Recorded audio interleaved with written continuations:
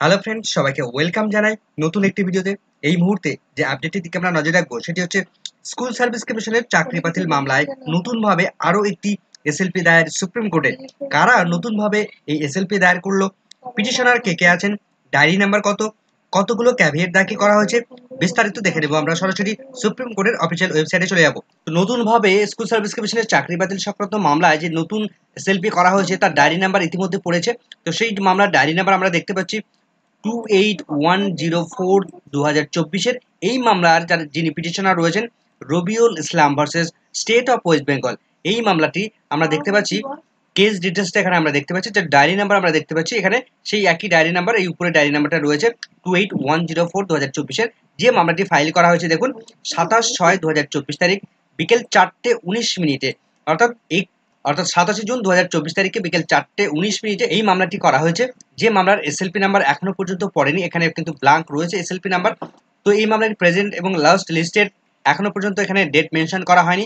তবে এই মামলাটি পরবর্তীতে মূল যে সমস্ত মামলাগুলো, মূল যে সমস্ত এসএলপি নাম্বারগুলো আগামী 16 জুলাই 2024 তারিখে উঠতে চলেছে, সেদিনই কিন্তু এই মামলাটি উঠবে। তো মামলাটি এখনো পর্যন্ত এসএলপি নাম্বার থেকে শুরু করে বিভিন্ন ডিফেক্ট লিস্ট কি কি আসে সমস্ত বিষয়গুলো ক্লিয়ার করার পর কিন্তু মামলাটির এসএলপি নাম্বার পড়বে। তো এই মামলার সঙ্গে যারা পিটিশনার রয়েছেন রবিউল ইসলাম, এজাউল খান, রমা মালাকার থেকে শুরু করে আরো অনেকে রয়েছেন। অন্যদিকে এখানে রেসপন্ডেন্ট হিসেবে যারা রয়েছেন দেখুন, the state of West Bengal Central School Service commission chairman secretary, অন্যদিকে বৈশাখী ভট্টাচার্য চ্যাটার্জি, এরা রয়েছেন রেসপন্ডেন্ট হিসেবে। এই মামলার পিটিশনারদের অ্যাডভোকেট রয়েছে নিশান্ত ভার্মা। তো এই মামলার পাশাপাশি কোন কোন ক্যাভিয়েট দাখিল করা হয়েছে সেই ক্যাভিয়েটগুলো আমরা সরাসরি দেখে নেব। তো স্কুল সার্ভিস কমিশনের চাকরি বাতিল মামলায় যে সমস্ত ক্যাভিয়েটগুলো ইতিমধ্যে দাখিল করা হয়েছে সেই ক্যাভিয়েটগুলো আমরা দেখতে পাচ্ছি, তার ক্যাভিয়েট নাম্বার এখানে রয়েছে। তো প্রথমেই 5671/2024 যে ক্যাভিয়েটটা দাখিল করেছে West Bengal Central School Service Commission versus Baishakhi Bhattacharya. অন্যদিকে আরেকটা ক্যাভিয়েট রয়েছে এখানে, তিনি করেছেন অনিতা ভট্টাচার্য।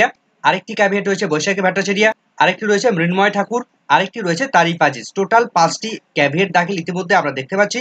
তো সুপ্রিম কোর্টে এই নতুন যে এসএলপি করা হয়েছে সেটা হচ্ছে যোগ্য যে সমস্ত নবম দশমের শিক্ষক শিক্ষিকারা রয়েছেন তাদের পক্ষ থেকে এই নতুনভাবে নবম দশমের শিক্ষক শিক্ষিকাদের পক্ষ থেকে নতুন এসএলপি দায়ের করা হয়েছে।